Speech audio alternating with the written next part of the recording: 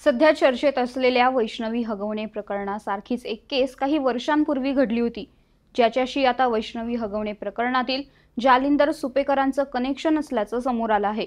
सुनेचा शारीरिक व मानसिक छळ व इतर काही वेगवेगळ्या गुन्ह्यांमुळे पुण्याच्या औंधमधील नानासाहेब गायकवाड व गणेश गायकवाड या बाप बेट्यावर पोलिसांनी कारवाई केली होती। सध्या हे दोन्ही आरोपी अमरावती येथील कारागृहात त्यांची शिक्षा भोगत आहेत। गायकवाड यांचे बँक लॉकर्स सोनं आणि रोख रक्कम जप्त करताना जालिंदर सुपेकर आणि पुण्याचे तत्कालीन पोलीस आयुक्त अमिताभ गुप्ता यांनी 100 ते 150 कोटी रुपयांचा भ्रष्टाचार केला।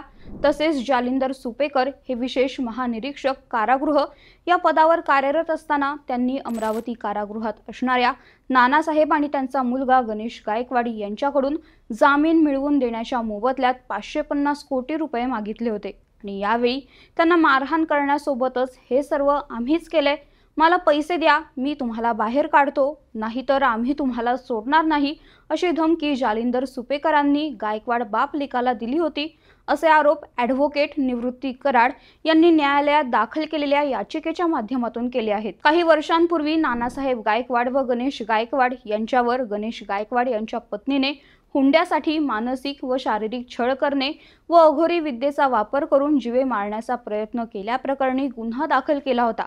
सध्या चालू असलेल्या वैष्णवी हगवणेच्या केस सारखीच काहीशी ती केस होती, त्यामुळे पोलीस अधिकारी जालिंदर सुपेकर यांच्या भूमिकेवर आता संशय निर्माण झाला आहे।